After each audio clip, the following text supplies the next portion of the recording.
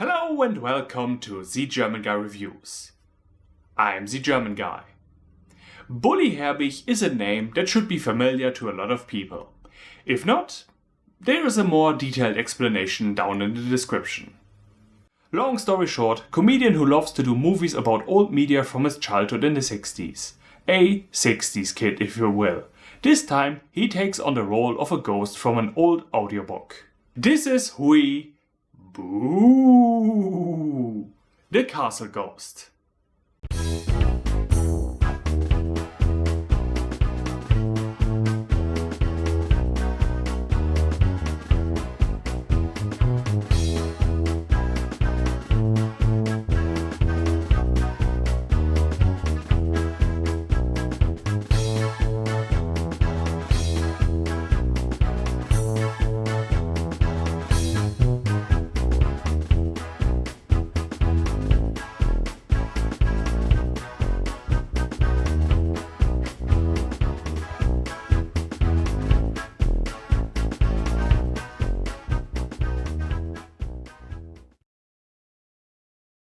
I knew those guys from Super Mario would make it big one day. The DVD menu starts out by paying tribute to the old art of audiobooks, telling us the backstory of our friendly ghost. Whoa, spoiler! For a story that's over 60 years old. 500 if you want to be technical.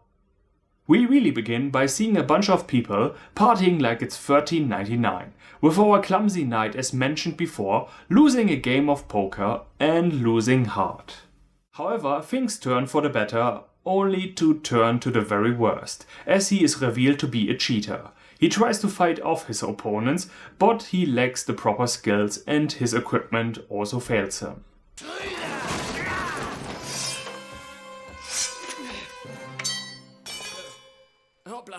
Well, if he had read the manual correctly, then he would have known that this is one of those modern multi-hills, where you can attach a whip or a bow. And if he had bought the premium version, then there is even a port for a dragon, so you can have a flamethrower. Our soon-to-be ectoplasma man declares that lightning shall strike him dead if he is indeed a cheater, and so nature obliges. Mr. Balduin rises once more, causing the accidental death of the other poker player. Time goes by and the castle turns into a resort for spiders. 500 years have passed and Balduin tries to be a scary ghost, but he sucks at it. Why do ghosts haunt the living anyway? There's like so many other hobbies that you could have chosen. You could read every book that has ever been written, start meditating, travel the world if you are not bound to your location. Point is, if you have been given an infinite amount of extra time on this earth and you decide to use it to be an asshole, there is a reason why you don't make it to heaven. The castle caretaker and the ghost are good buddies, it turns out. While the butler tries to tell Hui Buh that he is not very frightening, the doorbell rings, and a very royal guy shows up, going by the name King Julius. Coming here to have his wedding after his other residence burned to the ground, Balduin is displeased that someone would dare to invade his castle. Oh really? Last time I checked you lost everything that you ever owned in a game of poker. And so the cleanup begins. Makes you wonder why the king allows the butler to keep his job. Clearly he hasn't worked in a long time. Balduin tries to be scary, but they all ignore him. A kid sees him and sad boy goes to tell his mom.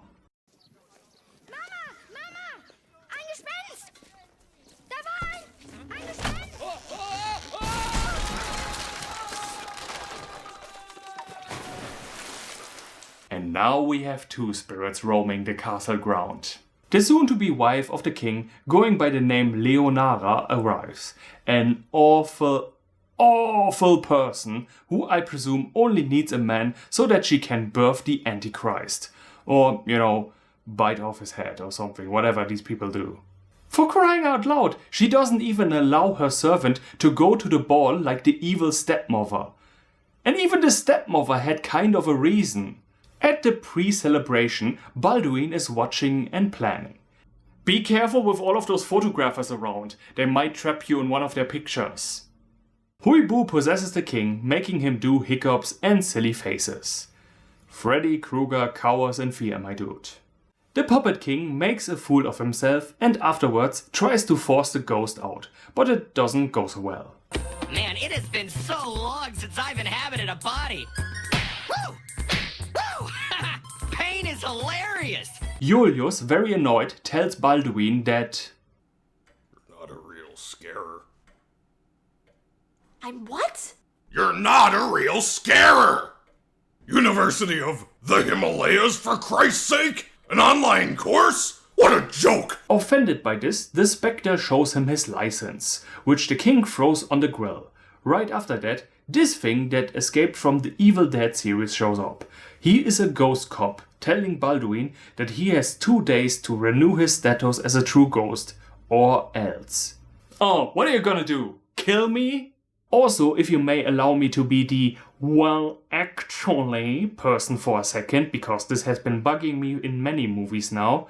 A license is only a personal copy. The government or whatever organization always needs to have a copy of its own, which you can request at any time. Granted, I don't know about laws in other countries, but anything else would be just stupid. It's like losing your identification card and then thinking that you are not a citizen of a country anymore. That's not how anything works. The only way for a title to lose its legitimacy is if it's officially being revoked. Anyway, some minor scenes. Leonara is indeed not only awful, but downright evil, as she is in league with dark forces and only wants to marry the king for his kingdom. So like most marriages between monarchs? Meanwhile, Julius finds out that he is a pauper king, as the baguette he bought was the last bit of money he had. Worse, he realizes he has caused Balduin some serious trouble with his deed. Then we learn that the little boy is not afraid of ghosts, since they were human once. You're not wrong, but so were zombies. The reason he is so interested in Balduin is because he wants to ask him if he could talk to his dead father for him. The boy overhears a conversation between king and ghost. Balduin tells him that there is a second treasury in the castle, but it can only be opened from the inside, meaning you need a ghost for it. Problem is that with the loss of the license, Balduin lost his ghost powers.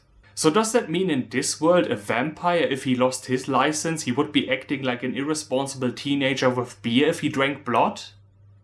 They come up with a plan. Julius, whose grandfather was a ghost expert and taught him everything there is to know, will take the written test for Hui Buh. He will get the riches in the hidden treasury and it's gonna be an awesome wedding. So they go to Ghost City, full of ghosts and monsters. I haven't seen this many people in white bedsheets since I went to Alabama. If you join their club, they give you awesome percentages at the supermarket. How can I say no to that? They cause some chaos in the classroom so they can cheat in peace. We then get a glimpse of what is going to happen to Hui Buh if he doesn't get his license back soon. He's gonna become the energy drink from Abe's Exodus, made out of his own soul. King Julius is uncovered and they have to run. They are being saved by the kid named Tommy, who was trying to get some info on his dad, but he wasn't registered as a ghost. The trouble is not over yet, however. Balduin passed the written exam, but now there's gonna be a practical one at the castle. Should they even allow this, given that he brought a human to their secret city? And yes, they all saw him. Back home, they try to come up with a plan, but the fact remains that Hui Buh just comes off as...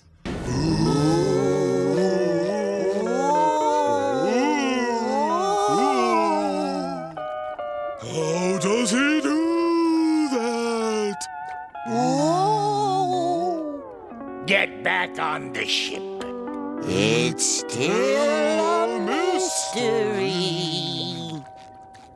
Leonora and the ghost cop are the ones working together. In order to get rid of that pesky Balduin, she hires some ghostbusters, who bait him with some food.